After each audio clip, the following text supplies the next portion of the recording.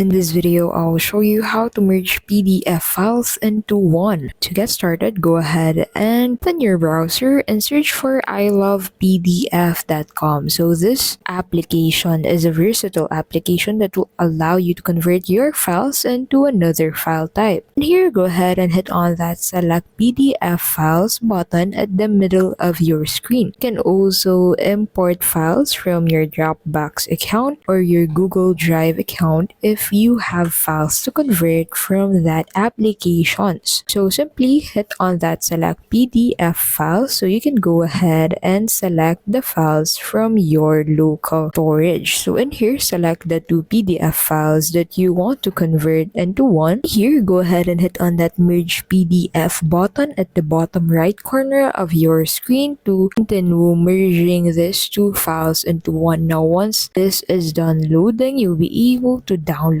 your PDF files combined into one. And that is how you can simply merge PDF files into one on ilovepdf.com. Thanks so much for watching, and we'll see you in the next video.